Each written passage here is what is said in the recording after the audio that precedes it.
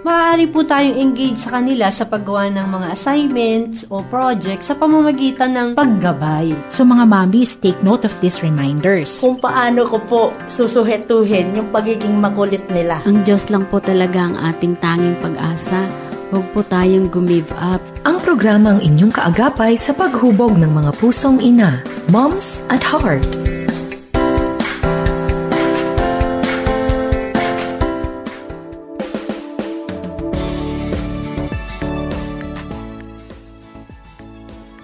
Isang pinagpala, masaya at masiglang hapon po sa inyong lahat. Ang bati na inyong Mami Bessie Rios para nga po dito sa ating mukha pong pre-Christmas broadcast ang atin pong gagawin for this time. So sana po ay blessed na blessed po ang ating Kapaskuhan, lalong-lalo na nga po sa atin pong mga kabataan at mga gathering ng ating pamilya, friends, dahil wow, parang for 2 years ay wala po tayong mga ganitong enjoyment. So welcome po ang bawat isa. Samahan niyo po ako dito sa ating Moms at Heart sa loob po ng isang oras na ating pong huntahan, kwentuhan at kung ano-ano pa po na ating pong pag-uusapan na may kinalaman sa ano nga po ba ang mga values, no? Mga bagay na mamahalaga na ating pong maituturo sa ating mga anak during this season. Dahil ito pa rin po ay tugma sa atin pong paksain for this month of December, Mothering for the Season. Tayo nga po ba ay inyong sasamahan? Baka po kayo ay merong internet. Pwede po kayong manood sa FEBC Radio TV o di ka naman po sa ating 702 DZAS FEBC Radio, Facebook, Memo ni Mommy at Moms Up. O di ka naman po, very simple, pwede pong kayo busy sa inyong mga paghahanda dahil po sa ating Kapaskuhan, well, just tune in and listen. Lend us your ears, sabi nga po. Over 702 DCAS AM Pond. At ang lahat ng yan po ay made possible dahil po tayo ay active member ng Kapisanan ng mga Broadcaster ng Pilipinas.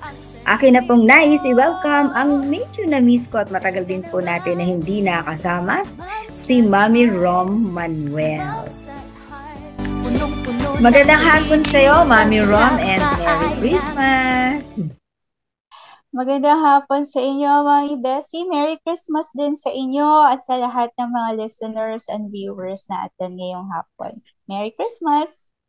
Yes, ang saya-saya, no? Pasko na agad. Parang kailan lang ay pumasok ang 2022, January. Ngayon ay nasa dulo na tayo at alam mo, ang excitement ngayon, di ba ito yung first Christmas after itong mga lockdown at mga kung ano-ano mga buhay na dumaan, no? Ating buhay-buhay. Marami ang excited ngayon kasi tama kayo, ito ang first Christmas after the pandemic. Although nandun pa rin tayo, pero a lot of people are really excited dahil ito yung parang pinaka-first na all-out. They can celebrate, open ang mga malls, mga pasyalan, ano? Yes, at hindi lamang yun, ito din yung may bahid ng kalungkutan kasi yung mga dating kasama nila the last time na nag-celebrate sila ng Christmas ay maaaring natawag na ng Panginoon, especially nung kasagsagan ng COVID, di ba, na mukhang obituary ang ating Facebook nung panahon na yun, no? Ang dami-dami ng mga namayapa, no? At yung iba naman ay baka naiwanan pa nung mga tinatawag na long COVID, no? Hanggang ngayon ay meron pa rin silang binaramdam. But whatever the situation, dahil ang Pinoy ay noted tayo sa mga bagay na may kinalaman sa katyagaan, katatagan, di ba, no? Tayo nga yung mga lahi daw na para bang hindi masyadong siniseryoso, no? Yung mga bagay-bagay, no? Parang hindi naman dahil hindi natin talaga siniseryoso, but we have that special coping, no, sa ating kultura ba yan? Kasi mapagmahal talaga at masayahin ng mga Pilipino. So, di ba, yan ang pag-uusap natin? Yan ang uusapin natin ngayon, tradisyon ng Pinoy. Mhm. Sige, ituloy mo yung sinasabi mo. You are? Mm. Sinasabi mo? Yan yata isa sa characteristics natin mga Pinoy, Mami Bessie, no? Yung resilient tayo, kahit anong mangyari, talagang we still celebrate and Mm-mm. we still wanted to be together with our family sa mga mahalagang selebrasyon sa buhay natin. At hindi lang yon creative din ang mga Pinoy, di ba? Kaya kahit na noong sagsag tayo sa ating mga challenges ng kalusugan, ay maraming nagkaroon ng bagong produkto dahil nga sa creativity ng Pinoy. At bagay na bagay itong introduction na ating pinag-uusapan tungkol sa Pilipino kasi nga ang ating paksain ngayon ay tungkol sa mga tradisyon ng Kapaskuhan dito sa ating bansa. At ito po ay akma doon sa ating paksain patungkol po sa mothering for the season. So tayo po mga nanay ay paano nga po ba natin na huhubugin sa kaisipan ng mga bata itong mga tradisyon na ito sa pamamagitan po ng pagbibigay ng diin doon sa mga values. Ayan. Ano ba yung values, Mami Rom? Values, Mami Bessie, ano yung mga bagay na pinahalagahan? Ano yung mga bagay na dapat pahalagahan, no? Or mga lessons na mapupulot natin sa mga sitwasyon, sa mga events na nangyayari sa ating buhay. And ngayong taon na to, it's Christmas, diba? Once again, na celebrate tayo. Let's not let it just pass by, diba? Gawin natin siyang parang isang learning opportunities din para maituro sa mga bata ang napakaraming values na matututunan natin out of the many traditions that we have as Filipinos. Yes, tama ka. At ito ang ating gagawin na ito ay isang pagbabahagi no sa ating mga moms at heart na suki na natin for parang ilan na ba tayo? 8 years no? Pa-9 tayo next year. Patungkol doon sa pagbibigay ng halaga mula sa ating mga paraan ng pagse-celebrate ay paano natin naman bibigyan ng pansin. Ano bang pwede nating ituro sa ating mga bata? Mga moms, napakahalaga po kasi ng gabay ng isang nanay.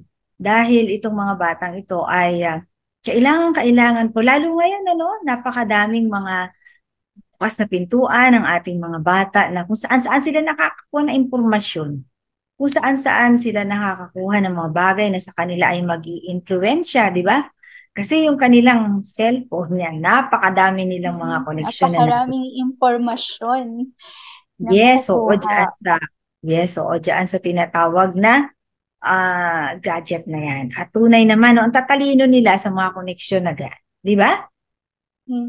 Tama yan, Mami Bessie. And maganda na sa ating mga magulang nanggagaling yung tamang impormasyon sa mga dapat na matutunan ng mga batang ito. Yes, oo. At sa sinasabi natin na mga matututunan ay akmang-akma dahil nakapaligid at nakikita nila, di ba? Yung mga tradisyon na ating pag-uusapan. At unang-una na nga dyan, ano ba yung kapansin-pansin sa ating kapaligiran? Siguro, unahin natin itong makatawag pansin na regalo. Yan, di ba? Regalo at aginaldo. Regalo kasi, pwedeng pera, pwedeng bagay. Now, ano ba mga pwede nating maituro sa ating mga bata patungkol dito sa tinatawag na exchange gift at or aginaldo nga, matuto silang magpigil. Self-control dito. Opo. Ayan. Nagka-countdown. Minsan, how many days na, Mami? Yung bunso ko, ang hilig magbilang po, Mami. Pero mag-count na talaga. Araw-arawin ako. Pag alam niya may regalo. Ang Pasko ay sa bata. Ang Pasko ay sa bata. Okay. Siguro ang isang value na pwede natin idagdag dito ay yung hindi maging mapaghanap. Yan, hindi maging mapaghanap. Kasi yung hindi ka ba yung parang halimbawa, nag-aantay ka ng makatanggap ka nito, lalo na po yung mga minsan ay inaasahan nating magbibigay tapos hindi ka binigyan, di ba? So para wala kang frustration, hindi ka mapaghanap. Kumisan, binigyan ka nga, kaso yung isip mo, Sana itong binibigay sa akin. Di ba Ay, yung eto gano'n? lang. Ganun mga best. Eto lang. Ganun eh. Yan. Mm. Or, ayun, ngayon, meron na exchange gift, no, sa ating mga schools, di ba? Tapos, merong limit siya, no? Ewan ko, no, pero kahit anong panahon namin, hindi naman nasusunod yung halaga na yun, eh, di ba, no? Parang, sasabihin, Naalala ko yan, Mami oo, Bessie, yan limit na yan. Yung, yung monito-monita, di ba, exchange oo, gift. yun, Tapos, let's kamukha. say, ngayong week na to, 100 pesos, tapos 200, ganyan. Ayan, may mga kakilala ko, isa sumasamaan loob, 100 pesos ba to? Parang hindi naman equivalent to 100 pesos itong natanggap ko. So, may mga ganun, may masamaan loob, may masaya, kasi ay higit pa sa 100 pesos, higit pa sa limit yung natatanggap nila na Mm. regalo. Yes, oo. Kasi hindi nga dapat sinusukat. Ayan ang isa pa, no, dito sa ating sinasabing hindi mapaghanap. Hindi natin sinusukat, no? Basta kung ano yung natanggap, no? Kaya maganda po ito mga momchies, no? Mailagay natin sa kaisipan ng ating mga bata na anuman yung bagay na kanilang natanggap, no? Although kahit naman anong edad ng bata ito, itong paghahanap, di ba? Yung kahit mga teenager, kahit na yung mga bata ngayon na 5 years old, yan, merong mga expectations yan. And the younger the children, ang gusto toy, di ba? Toy, ayan. Naisip ko rin, Mami Bessie, may mga bata din, ano, pag nakatanggap ng regalo, syempre, excited yung magbukas. Tapos, hindi maiwasan minsan yung kino-compare niya yung natanggap niya sa natanggap Yun ng nga. ibang bata. Mm-mm. So dito po ang mas maganda nating palulutangin ano sa ating mga bata ay yung pakiramdam ng ayun, maging mapagpasalamat, ano yung kanyang patanggap, no? Tapos wag niyang ikinokompara kasi meron din dapat na kaalaman patungkol sa damdamin, di ba? Kasi so, sa klase, di ba, nagbukasan dahil exchange gift nga, no? At ito yung halaga. So makikita ng classmate mo na hindi ka kontento sa natanggap mo mula sa kanya. At ito po ay magiging isang bagay din na yung bata, syempre yung nanay naman ang bumili nun, di ba, no?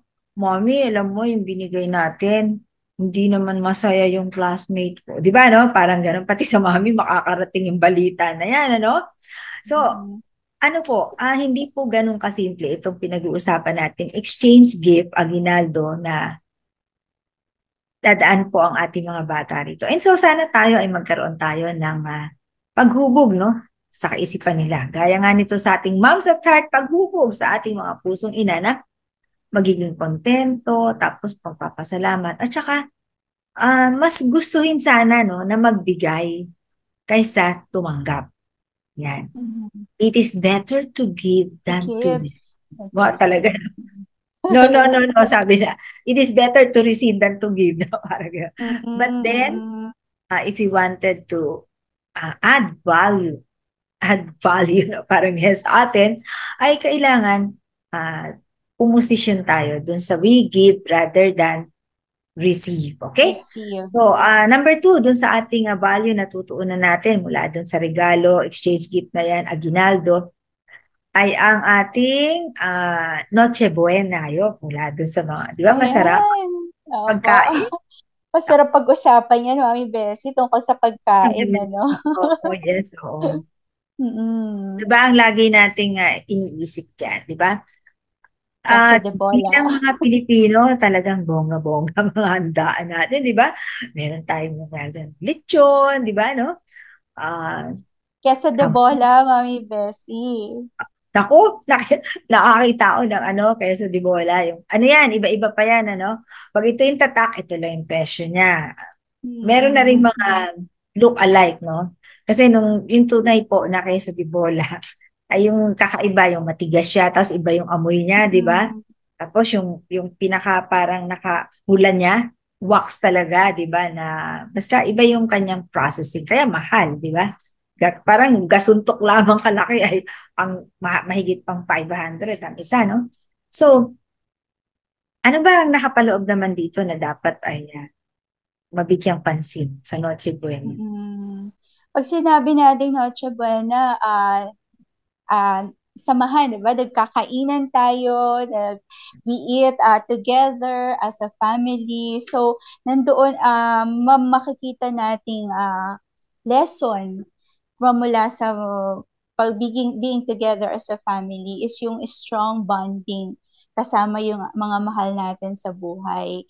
At yun po, lalo na ngayon, mga beses, siguro marami talagang excited na to really be with their family. Ang Pasko at Bagong Taon talagang yun yung nilulook forward yata ng maraming pamilya din na maraming umuwi from abroad, 'di ba? Lumuluwas from mga probinsya just to spend the holiday season with their families. Kaya pag sinabi natin Noche Buena, Medianoche, pagkain, tayo kasi mga Pinoy, mahilig talaga tayo mag-bond over sa kainan. Kaya ano ba Yes. yung matutunan natin out of that is to really spend time together with their family and to bond with them. Alam mo kasi Mami Rom, no, sa ating Pinoy, yung ating kultura, parang kapag nagsama-sama, kailangan merong pagkain agad, di ba? Halimbawa lang, meron kang pupuntahang bahay, no? Na wala ka namang ine-expect kasi parang mag-uusap lang naman kayo ng business matter, yan. Pero pagdating mo ron, may nakahain kahit papaano, di ba? Kasi yun yata Uh, yung kultura nating Pinoy, no? Kahit papaano meron siyang nakahain, ano? And lalo na pag Noche Buena. So ang isang value na nais natin ditong ipaalala ay tingnan po natin yung halaga ng pagsasama-sama. Yung pagsasama-sama in terms of hindi yung uri ng ating ihahain. Di ba? Like, pagsasama-sama, hindi lang doon sa pagkain. No? At mga momchies, ang pinag-uusapan natin ay mga bata natin. So maganda rin po ang pagsasama-sama sa preparasyon nagsisimula. No? I remember nung mga bata pa aking mga anak, so sama-sama kami, gumagawa kami ng kung ano yung lulutuin, kasama ko rin silang nagluluto. Nung medyo umidad-edad na sila, nakakanya-kanya na sila ngayon. So itong isa, ito yung ipe-prepare niya, itong isa, ito yung ipe-prepare niya. And then we put it together when we eat as a family. So yun po ang magaganda na ating pagbibigyan ng pansin. And then yun nga, no, kasama ko din sila sa pagpaplano. Ano yung lulutuin, pagka kami ay magpupunta na sa pamilihan, kung ano yung mga bibili na ingredients, ano, pati sa kung paano siya ihahain, yan. So ito po ay magandang hindi lamang values, kung hindi yung makita rin ng bata na binigyang halaga siya. Di ba, binigyang halaga siya. Tapos, hindi lang yun sa pagpapahalaga sa kanya na kasama siya, kung hindi yung opinion ba niya. Yung opinion, no? Kasi minsan, di ba tayong mga adulto, sige, pansit, no? Di ba? Bihon, mga ganyang kanto. Si bata, anong gusto? Spaghetti. Di ba? Chicken. Ayan. Dapat may chicken. Lalo na, no? Kung may dadating na mga lolo and lola, ayan, dapat meron ng healthy foods para sa kanila. So, isa pa rin yun, ano? So, aside from sa pagsasama-sama, banding sa mga pamilya, ay ipakikita din natin yung pagkilala natin, pagbibigay natin ng konsiderasyon sa ating mga makakasama. Yung bang pag dumating si lolo at si lola, hindi yung parang parang kontra lahat kasi high cholesterol si lola, di ba? Meron ka na sa sugar, di ba? May problema siya sa sugar, no? Tapos ano pa yung kung ano-ano pa na kondisyon ng ating mga lolo at lola, di ba? So dapat meron silang konsiderasyon. Ayan. Kasama yan dun po sa ating Chibuena. Kaya po ang ating pinag-uusapan mga mamsis ay ito si tradisyong Pinoy, pero ano yung ipapasok naman natin na values, no? Doon sa ating mga tradisyon na ito. Kung saan meron tayong isang mensahe na nais nating iwanan hindi lang sa ating sarili, kung hindi sa ating pong mga bata, lalong-lalo na. No? Kasi ang Kapaskuhan ay tamang-tama, dulo ito ng taon, di ba? At nakadugtong sa New Year. Ito yung, kumbaga sa isang taon celebration, yung culmination, kumbaga sa graduation. Ito yung pinakadulong celebration na talagang ano to ng mga tao, pinaghahandaan. No? Pinaghahandaan. At I remember din, no, ang Noche Buena noon ay pwede rin po na itong mga bata ay kasama sa planning at gano'n. Kung meron din po silang partisipasyon sa gastos, di ba? Sa gastusin, no? Pwede rin po natin silang bigyan ng ganong challenge sa kanila kung ika nga ay partisipasyon sa atin. At relationship ang ating iingatan. No? Ito, alala ko kasi, di ba, minsan sa mga ganitong Noche Buena, biglang may darating, na hindi mo iniisip, no? Pero alam mo naman na meron kayong friction, no, in the past, no? So, minsan namalayan din ng bata ito, di ba, na merong ganung friction. So, gawin po natin din sa Noche Buena na panahon ng pag-abot sa ating pong mga kaanak, mga kaibigan, no? Di ba? Minsan ang panregalo natin sa ating mga kaanak o friends, di ba yung bahagi ng Noche Buena? Naalala ko sa mga churches, no, meron kaming ginagawa na Noche Buena box.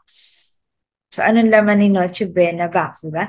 So, sama-sama doon yung pang fruit salad, yan, mga pang-sangkap, no, doon sa kanilang ika nga ay pang sopas, whatever, no, na Noche Buena pack. Kasi yun din po ay isang bahagi ng atin pong kultura, no, na gusto nating ipakita sa atin pong mga bata na namimigay tayo ng ganito doon sa mga tao na hindi makakabili ng gaya natin, di ba? Kaya anak, no, isa na lang noodles natin ngayon. Okay? Sige. Magkakat at maganda po yun, bababa po ang ating sugar, no? Bababa po yung ating cholesterol. Oo, Bessie, naalala ko yan, no? Yung mga anak ko ngayon, dahil yung father ko nga ay conscious na rin sa kanyang mga sugar na take. So kapag kumakain kami, laging pinapaalala ng mga anak ko, Mommy, Daddy, pwede ba to kay Lolo? Pwede ba to kay Lolo itong pagkain? So, imagine ko ngayon sa ating pagkwekwentuhan, Mami Bessie, no, nabigyan natin ng pagsaalang-alang ibang tao dito sa mga hinahanda natin. Na-imagine ko ngayon, siguro ngayong taon na kami magkakaroon din ng Noche Buena, papaalala rin sa akin ng mga anak namin, Mommy, masyadong marami yata sugar to para kay Lolo.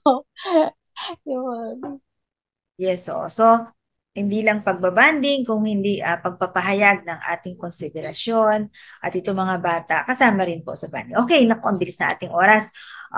Pangatlo sa ating pag-uusap ay ang igitna natin siya kasi ito yung kumbaga ay dapat pambalanse sa lahat ang ating pong expression ng pagsamba. Di ba? Kasi minsan, di ba may joke nga dyan, ito, di nga ito nagsisimba, Pasko lang yan nagsisimba. Di ba? May mga ganun. So, ito pong ating pagsamba sa ating Panginoon during this season. Ano masasabi mo dyan, Mami Rom? Pero bago ka sumagot, ay tatawagin muna natin si Guru Ma'am, no? Para siya ay magbigay sa atin ng mga paalala mula sa kanyang BFF. So, Mami Arlene, ano ang iyong mga paalala para sa ating mga momshies, lalo na ngayong Kapaskuhan? Guru Mom, ang kaagapay mo sa pagpapatalino ng mga moms at heart. Hello mga momshi, si Mami Arlene po, ang inyong Guru Mom. Bumabati ng magandang hapon. Excited na naman ang karamihan dahil maaari na muling mag-celebrate ng Pasko gaya ng nakasanayan dahil wala nang lockdown. Ngunit ano nga ba ang kinagisnang way to celebrate Christmas? Ayon sa ating BFF na si Joyce Pero na siyang sumulat ng Celebrating Christ at Christmas, may 9 ways to celebrate Jesus at Christmas. Maraming excited sa Pasko dahil nga sa regalo, Christmas parties, caroling, masasarap na pagkain, reunion at kung ano-ano pa. Kaya naman mukhang karamihan ay nakalimot na sa totoong ibig sabihin ng Pasko at ito yung pagsilang ng ating Savior na si Jesus Christ. May mga magagandang payo ang ating BFF kung paano naman i-celebrate si Jesus ngayong Kapaskuhan. Una, prayer. Tama. mag-spend ng time sa panalangin, ipanalangin ang mga mahal sa buhay at syempre pa, yung mga tao na nangangailangan ng panalangin. Number 2, spend time with God sa pamamagitan ng daily devotion. Kahit na busy ngayong Kapaskuhan, ay dapat may time din for our Lord. Number 3, ipakilala si Jesus sa iba. Sharing the saving grace that is found in Christ alone is very important ngayong Kapaskuhan. Number 4, do something special, katulad ng pangangaroling, o kaya naman ay baka may mga activities ang church na pwede mong salihan. Number 5, giving. Don't forget to give to others, especially to the needy. And number 6, serving. May mga opportunities to serve this Christmas season, gaya nga ng mga outreach sa simbahan at maging sa community. Number 7, studying the Bible. This is the best time to know more about Christmas. Kaya mag-aral ng salita ng Diyos. Number 8, be grateful. Oo, maging mapagsalamat lalo na sa salvation na dulot o na hatid ng ating Panginoong Jesus. And finally, number 9, pray with others. Praying together with your family is very important. At syempre pa, it's also good to pray with friends and loved ones. Ayan mga momshies, naway kapulutan ng aral ngayong Kapaskuhan ng mga ito. Alalahanin si Jesus ang reason for the season. Hanggang sa muli, si Mami Arlene, ang inyong Guru Mom. Maraming salamat sa iyo, Mami Arlene, at tunay naman napakaganda ng iyong mga naibabahagi sa amin patungkol sa iyong mga pagsasaliksik. Iyong pagsasaliksik patungkol sa mga babasahing nababagay sa ating mga pusong ina para tayo po ay mahubog. Patuloy pa rin po ang inyong Mami Beserios kasama si Mami Rom para po sa ating paksain for this month of December, kung saan tayo po ay mothering for the season. At dahil season, pinag-uusapan po natin ay mga iba't ibang tradisyong Pinoy patungkol sa ating Kapaskuhan. Subalit, hindi lang po tradisyon, kung hindi, ano po ba yung ating maibidiin na value sa ating po mga bata habang ito pong mga tradisyon na ito ay dumadaan sa kanilang mga mata at nararamdaman po nila sa kanilang kapaligiran. So nauna na kanina yung regalo o exchange gift, aguinaldo, yan. Sumunod si Noche Buena.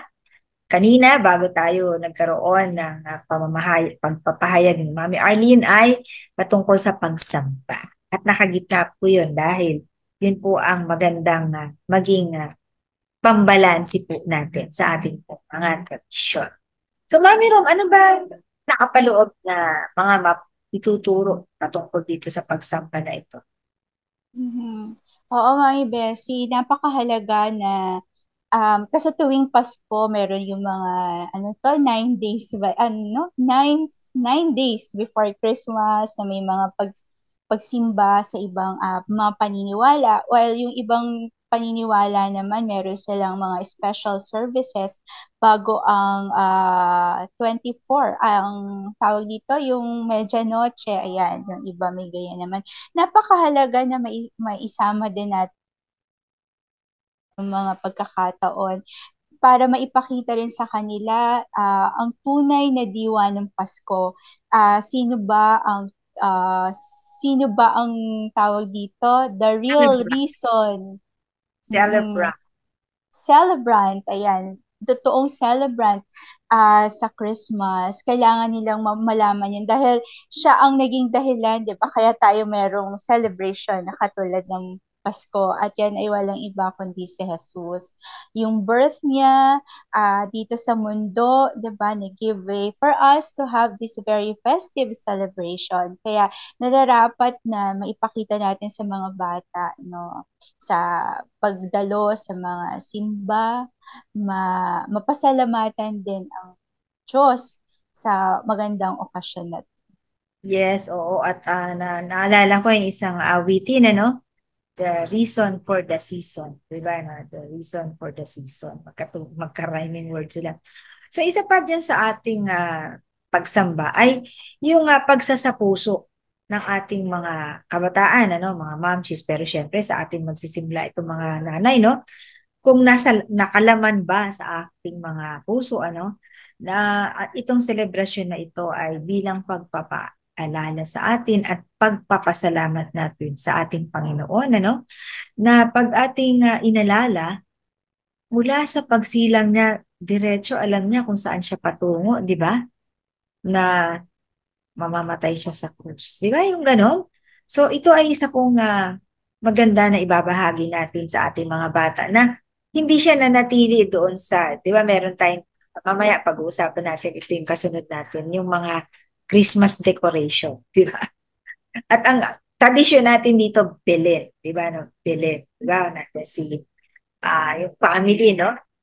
Pero, at ang ating po Panginoon, hindi po nanatili dun sa manger, hindi po nanatili sa sabsaban, di ba? Siya ay lumaki at naisagawa ng ating Panginoon kung ano yung kanyang panawagan. So maganda rin po na ipamalay natin ito sa ating mga anak na for everyone who is born, there is a purpose. Di ba? There is a purpose. At yung purpose na yan ay isang dahilan kung bakit tayo sumasamba sa atin.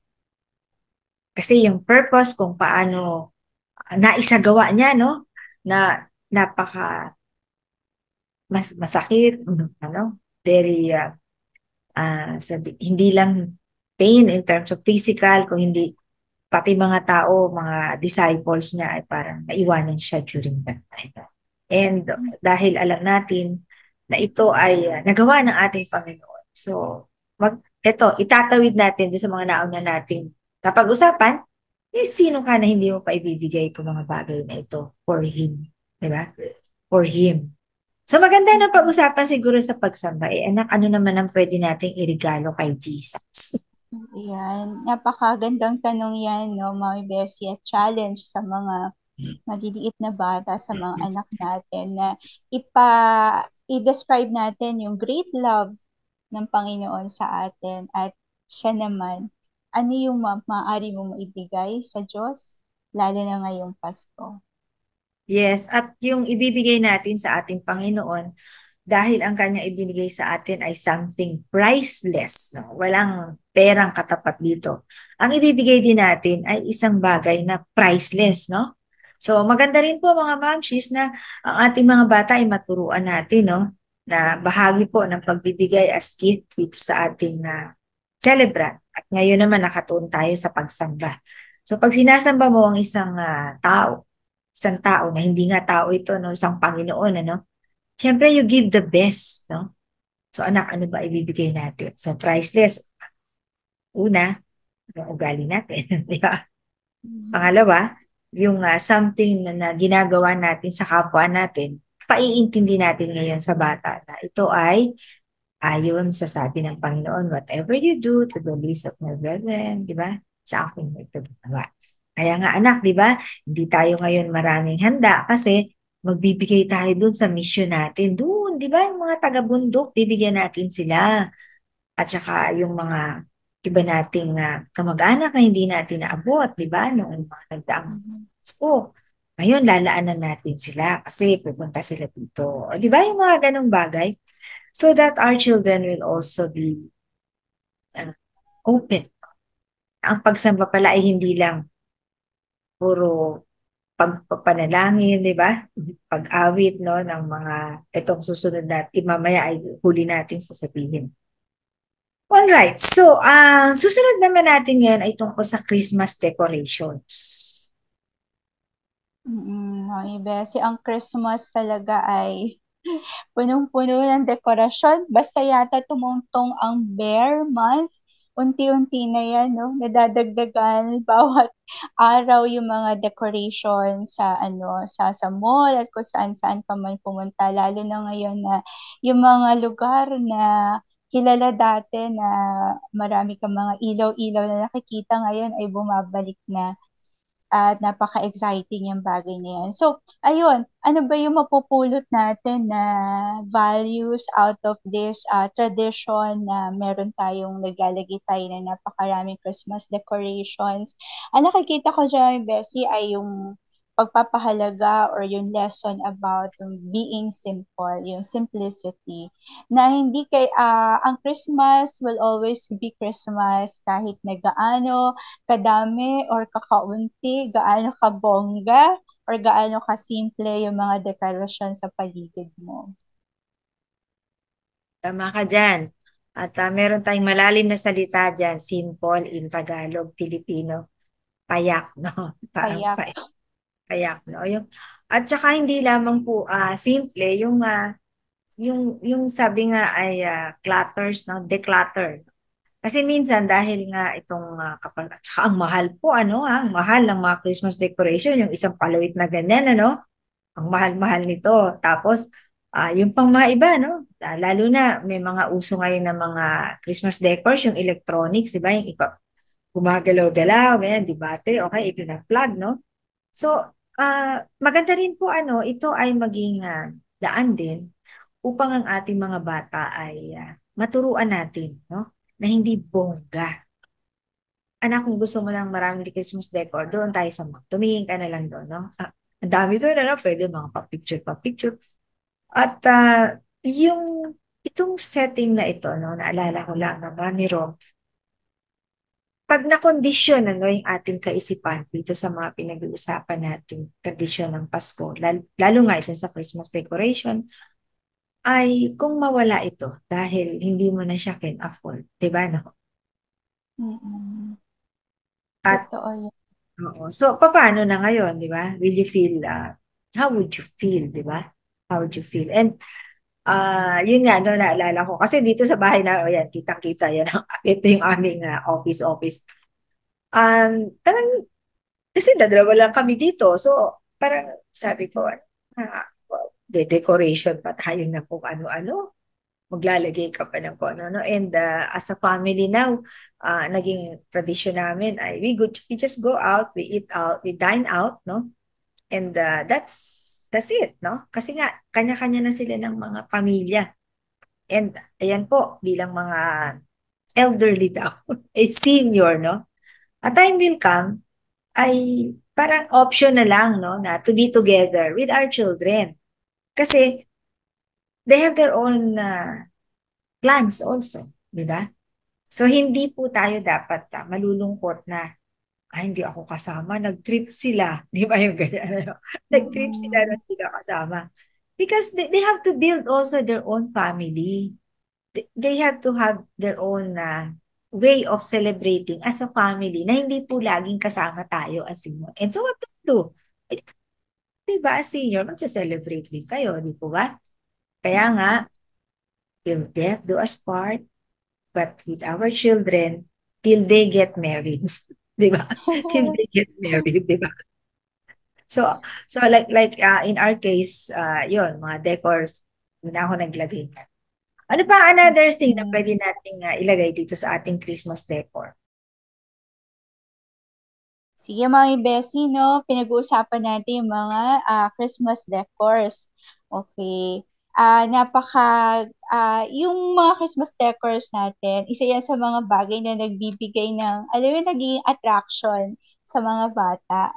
Kaya minsan kapag konti, pag madami, yan, mas masaya sila, lalo na yung maraming lights, maraming kulay, pero pag kaunti lang, parang yun nga, katulad na nabanggit niyo kanina, pag kaunti lang or even kung wala, masasabi ba nila na Pasko? Kaya napakahalaga. Kami po nung husband ko, sabi namin, hanggang ngayon wala pa rin kami decoration ng Christmas, mga Christmas decors. Unlike before na basta tumuntong ang September, nagsa-set up na kami ng Christmas tree. Pero ngayon sabi namin, December na wala pa rin tayong nakatayong Christmas tree. Sabi namin, teka, yung mga nakaraang taon, laging Christmas tree, parol, yung po ang namin, ang decoration. Pero sabi namin, parang may kulang. Parang wala tayong bilhin. Sabi ko, bakit ngayong taon tayo, set up ng bilhin, wag ng Christmas tree. Kasi yun naman talaga ang tunay na story ng Christmas. Diba? Yung symbolism ng Christmas. Kaya, Kaya nakikita ko daw ay Bessie na maganda din maging conscious din tayo mga parents. So kung ano mga uri ng mga dekorasyon yung ilalagay natin, kakabit natin sa ating mga tahanan, ano yung mga, kung naiintindihan ba ng mga bata ang symbolism nito, lalo na yung pinaka-importanting symbol ng Pasko, yung Belen, ano, alam nila yung story behind it para through that maging visual yung ating pagkukwento sa kanila ng tungkol sa story ni Jesus Christ na siyang tunay na reason for the season. Sabi ko kanina, huwag natin panatilihin si Jesus na nandun sa sabsaban sa Belen, but teach our children that yung kanyang pagdating dito ay he grew up, no? And then he grew up to accomplish his life purpose. Ayan. So, bago ang ating pang mga huntahan at mga kwento-kwento patungkol sa ating mga kapaskuhan na celebration at mga tradisyon, ay bigyan muna natin ang ating heartbeat lady, no? Si Mami Weng Del Rosario para sa kanyang dagdag sa panghuhog sa ating pong mga pusong ina, ang ating pong heartbeat. Heartbeats. Heartbeats. A heart that believes in the Spirit. Masaya at pinagpalang Sabado ng hapon po muli sa ating lahat. Kamusta na po ang pakikipagkwentuhan ninyo sa inyong mga anak nitong nakaraang linggo? Nalaman na ba nila ang tungkol sa pinakamahalagang regalo? At bakit naging regalo ang Panginoong Jesucristo? Ngayon ay iparating natin sa kanila na mayroong 4 na katotohanan na dapat nilang lubos na maintindihan. Una, mahal tayo ng Diyos at nais niyang magkaroon tayo ng buhay na walang hanggan sa piling niya. Ikalawa, likas na makasalanan ang tao kaya't nawalay tayo sa Diyos. Ikatlo, si Jesucristo lamang ang tanging daan patungong langit. At ang ika-4 na katotohanan ay kailangan nating ilagay ang ating pananampalataya sa Panginoong Jesucristo para tayo ay maligtas. At upang lubos na maunawaan ng mga bata, pwede natin ihalimbawa kapag birthday nila. May dala-dalang regalo ang mga kaibigan nila o ang mga bisita at siya naman ay tuwang-tuwa na tatanggapin ito at excited na bubuksan ang mga ito. Gayun din naman, kailangan niyang tanggapin ang regalo ng Diyos sa kanya, ang Panginoong Jesus, bilang Diyos at tagapagligtas ng kanyang buhay. Excited din si Jesus na buksan natin ang ating puso sa Kanya at siya ay papasok dito at ito ay magbubunga ng masagana at magdudulot ng kapayapaan sa atin.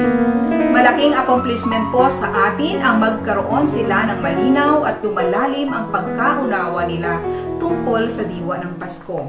Hanggang sa susunod na Sabado po muli at naway patuloy na magkaroon ng maayos na tibok ang pusong ina para sa ating Panginoon. Mami Weng po para sa Heartbeats. Maraming salamat sa iyo, Mami Weng, para sa iyong mga dagdag sa ating pampatibok sa pusong ina at pagbubog sa ating pong mga pusong ina.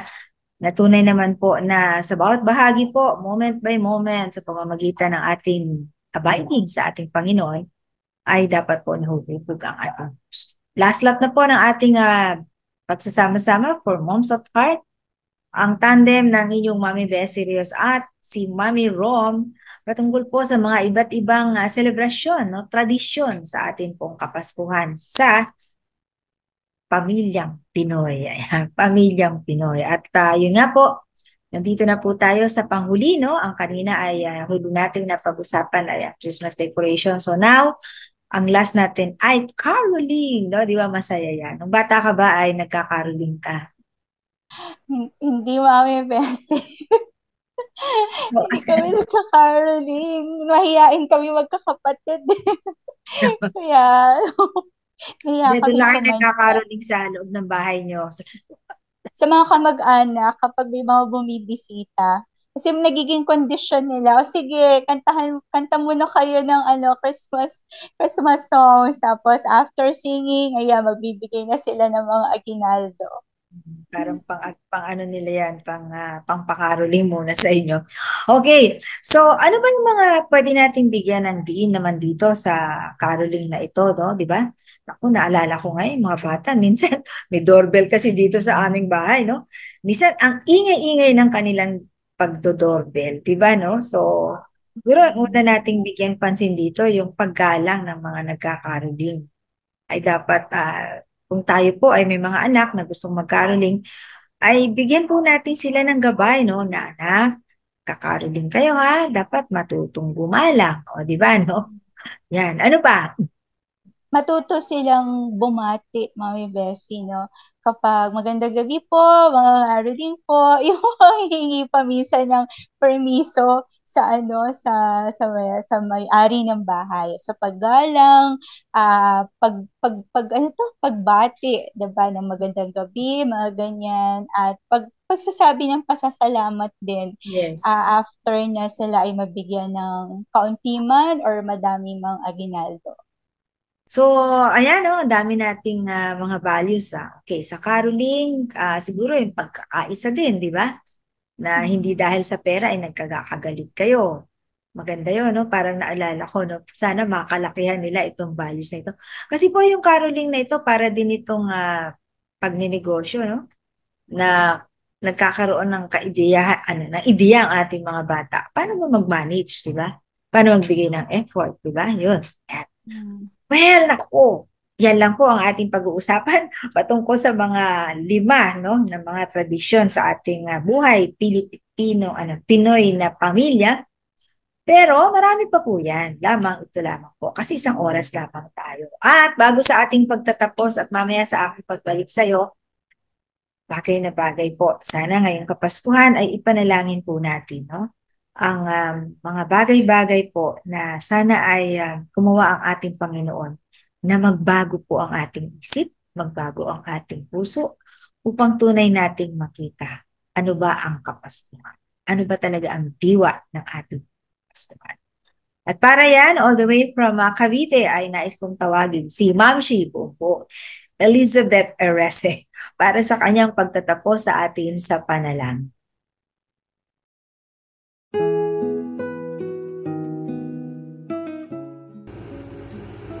Sama-sama po tayong manalangin. Aming Ama o Diyos, purihin ka sa hapong ito. Marami pong salamat, Panginoon, sa panibagong pagtuturo mo sa amin sa inyo pong programang ito, o Diyos. Aking pong dalangin, Panginoon, na itong darating na Kapaskuhan, samahan mo po, Panginoon, ang bawat pamilya na magsasama-sama, magdiriwang, magpapasalamat, Panginoon, sa biyaya, o Diyos, higit sa lahat, Panginoon, sa tunay na dahilan ng Kapaskuhan. Loobin mo, Panginoon, na maranasan naming muli ang pag-ibig mo at makita namin, Panginoon, na kami, Panginoon, bilang mga ina ng tahanan, pangunahan namin, o Diyos, ang aming pong mga pamilya. Dalhin namin, Panginoon, sa pagdiriwang ng totoong dahilan, Panginoon, ng Christmas. Salamat po, o Diyos. Purihin ka sa bawat pamilya, Panginoon. Purihin ka sa buhay ng aming mga anak, o Diyos. Ito po ang aming panalangin na may pasasalamat sa pangalan ni Jesus. Amen. Maraming salamat sa iyo, Ma'am Shi Elizabeth. Tuwa ako i-pronounce ang pangalan mo ng buong buo, no? Para sa iyong closing prayer dito sa ating Moms at Heart. At ayan, babalik ako dahil kabahagi na ating pagtatapos. Mami Rom, ano ang ating star? Parol, no? For the season. Parol, Tama-tama. okay. Tama-tama, may Bessie, no? Star. Yeah, opo. Ang Christmas ay isa sa napaka-importanteng tradisyon sa atin, celebration. And all through the years, nagbabago-bago ang meaning nito. Pero as parents, tayo mga momshies, ay wag nating kalimutang laging ituro ito at itama ang mga pag-iisip about Christmas na hindi sila mailihis sa kanilang mga paniniwala at even mga practices until they grow up. Para lang sa kanilang pag sila din ay maging mga parents, ay maituro din nila ng tama the real essence and the real reason why we are celebrating Christmas. Nakakatuwa naman. The real reason why we are celebrating Christmas. Okay? So, maraming salamat sa iyo, Mommy Rom. Merry Christmas! Merry Christmas, Mami Bessie. Thank you. Bye-bye! Bye-bye. Yan na naman po tayo nagtatapos sa ating huntahan. Parang ang bilis po ng isang oras. At salamat po sa inyong pagsama sa amin o pakikinig sa kabila po ng sobrang busy na ating po mga ginagawa during this season. Sana nga rin po ay nakapulot ng mga bagay-bagay na ating pong pahahalagahan para nga po ito ay ating maiwan at maituro sa ating mga kabataan. Dahil sa totoo nga lang po, dahil sa aming usapan ay parang ang celebrant ay ating pong nakakalimutan during this Christmas season.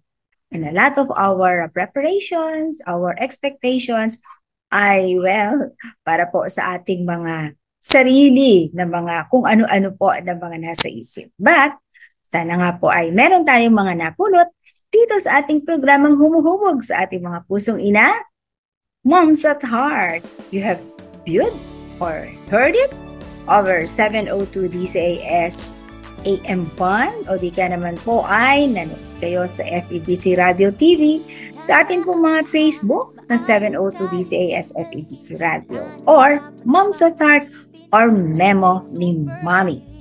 Ang lahat ng yan po ay dahil sa ating pagiging miyembro ng Kapisanan ng mga Broadcaster ng Pilipinas.